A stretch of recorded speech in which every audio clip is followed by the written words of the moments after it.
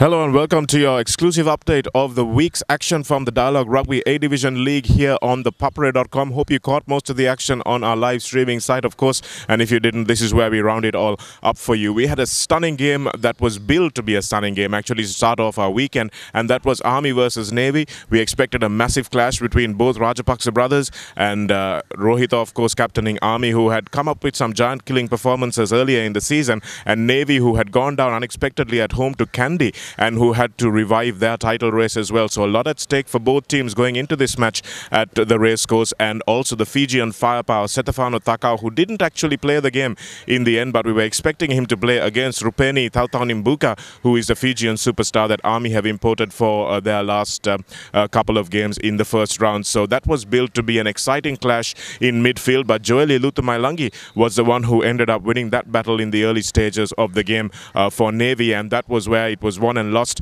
for the Army team. It finished in the end at the racecourse grounds by 48 points to 3, and it was an abject defeat for the Army because it was something that they didn't expect. They didn't expect to go down so badly and so easily to this Navy side, and Navy really showing their dominance. Their forward pack was reinforced with the inclusion of Kasun Silva, who started ahead of Eranga Swarnatilaka, who was on the bench, and they're obviously resting him for the big games. Kalan Amarasinghe also coming through and packing down with Sajid Saranga in the second row. So a huge front five for that Navy team, and that was where they really managed to beat down the opposition. Navy were not able to do much with the back division because it was a lot of individual play from Lutumailangi that got them the breaks, but in the forward pack they were really winning the collision. They were really smashing into every breakdown. Danushka Pereira, I thought, was outstanding in defense as well, really putting the lockdown on Rupeni Tautaunimbuka because he was standing in the line a lot in defense of the lineouts. So Army, despite winning their lineouts, were not able to get any go forward.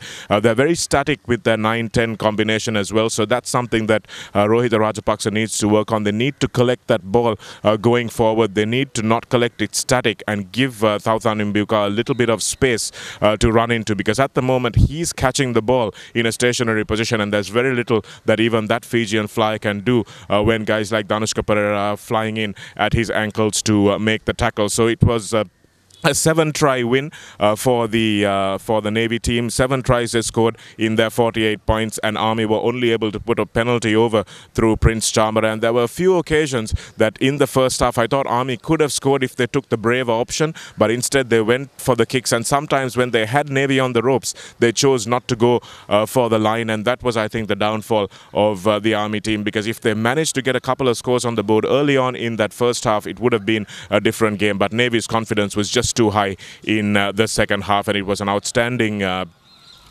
couple of tries that they scored towards the end of that first half. Good to see Vishwamitra Jayasinghe also back in form. He started this game as well with Dinusha Chaturanga on the other wing, and they both ended up scoring tries. So that's good to see that they're getting their wingers back into the action. Vishwa was very hungry, looking for work, and it was nice to see him back and playing at the sort of level that he's capable of playing, because he has had a couple of seasons to forget from his standards, and it's good to see him back, and that's great for Sri Lanka Rugby as well to provide some competition for the likes of Sandun Herath on the wing. Then we had Air Force, who hosted the Hambantota Sharks at the Air Force grounds in Ratmalana, and that was a nail-biter. It was the closest match of this weekend, and it finished 20 points to 17 in favour of the Hambantota Sharks, who have got their second win on the trot, and they'll be very happy with that. Amjad Bucks really controlling things in the middle there with all his experience, and they're relying also on Wangawulangi Emori, who is their Fijian recruit as well. He's doing a lot of damage in the midfield against these lesser teams that Hambantota Sharks have beaten. So despite the fact that Air Force also have got some foreign recruits, it's taking a little bit of time for them to actually gel with those players, and it's only last week that they got those players down, so it's going to take a while for them to adjust to the Sri Lankan game and also to assess their teammates and find out who can run off their shoulders, what they need to do and how they need to do it. So look for Air Force to be a bigger force in the upcoming second round rather than in this first round, which I think will result in them still having the wooden spoon And then we had the match that was much looked forward to up in Kandy. The Nithavala crowd always loves it when the red shirts of CR NFC come up to their territory. But this time around, it was not as close a game as we expected. Fazil Marija always seems to score against CR NFC. He just loves running at this opposition. And for the last 10 years, he has been in a complete dominant position at that fly half berth for Kandy. He has always managed to score against CR. And he just hammers that 10-12 channel or steps inside the fly half, and Ashan Di Costa didn't really have an answer for that, because Fazil is just such a good stepper, knows exactly when to turn the gas on and attack that 10-12 channel. That's exactly what he did. He scored a couple of tries that broke the back of CR NFC, and they went into a 19 points to 3 lead. And in the end, despite a Kanchana Ramanayaka penalty, CR were trailing by 16 points, but they managed to come back and actually score a couple of tries, but that was not enough for them on the day. So 19 points to 13 was how it finished. CR have been finishing well, but sometimes they allow just so much of a gap at the start of the game that it's just not enough. It was only 7-0 at half-time, but CR failed to capitalize on quite a few opportunities that they had in that first half, and it was just that Fazil Marija try that separated the two teams at the half. But coming into the second half, it was clear to see that despite CR's superior conditioning probably, that they were not able to make a difference and come back and score the points that were required. Nithavala always a very difficult place to travel, and CR will be happy they actually came away with the losing bonus point there at the Kandy versus CR game, which finished 19 points to 13 in favour of the league leaders at the moment, Kandy Sports Club.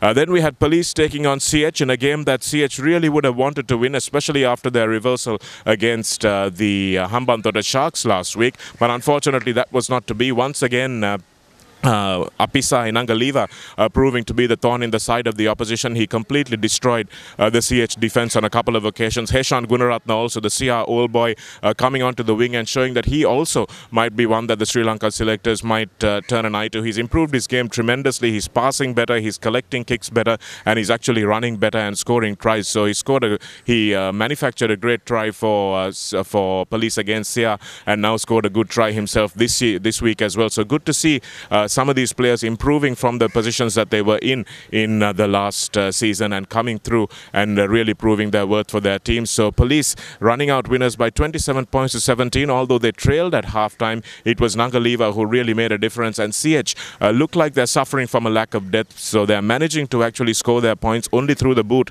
of Rimzi Jamaldeen, and that's a huge issue for CH, because they're not getting the tries, and that's something that really has to be worked on by coach Bilal Yusuf. He needs to find players who can actually penetrate and manufacture tries from somewhere, because his forward pack is quite light and they're not going to score tries from there. So he's got to be the back division, and unfortunately even his foreign players are not really cooperating by giving him those line breaks that are desperately required to score tries. So even though they did score one try this time, it was 4 penalties that gave them the lead at half-time, but Police managing to score 4 tries. So CH suffering in their defensive aspect as well, conceding far more tries than they're scoring. So that's something that they need to look forward to in their second round assault. And let's hope that they're able to revive CH Rugby from the place that it was in last time around. But Police, a superb performance from them once again, and they're showing that they're real contenders for at least that 3rd or 4th spot in the table this time, and they will be very, very happy with being able to score their bonus points against these teams as well. So Havelocks had a bye this week, which means that they are nice and rested, and they'll be looking forward to a huge game next week against Navy, and that's going to be played here at Havelock Park. It's going to be a stunning encounter, and the Heavies are growing in confidence, and like I said, they are a team that is looking for the long haul. They are a team that's looking to the end of the season and not just match by match. They're improving steadily, and if they manage to keep all their players on the park and have some good defense on those danger men for Navy, who's to say that they won't end up winning that game at home? So Havelocks versus Navy at 6 p.m. under lights here at Havelock Park. That's the one that everyone's going to be looking forward to. And then we have the Sharks who take on Army before that in Beliatta.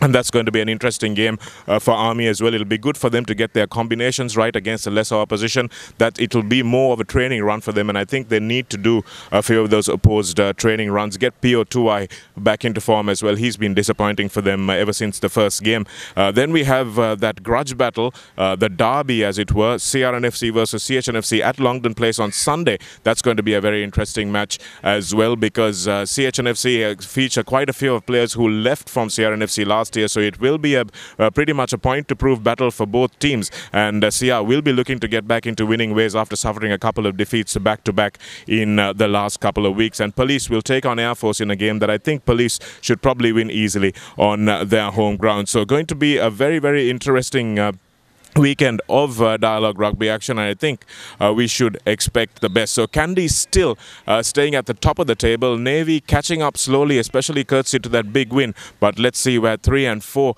end up, because Havelocks are going to have a massive task on their hands next week. So make sure you keep it locked to ThePapare.com for all the streaming action on those games as well. We'll bring it to you all live and exclusive. Make sure you keep it tuned to the best coverage of this Dialog Rugby A Division, some outstanding rugby, and we're bringing it to you on an outstanding website.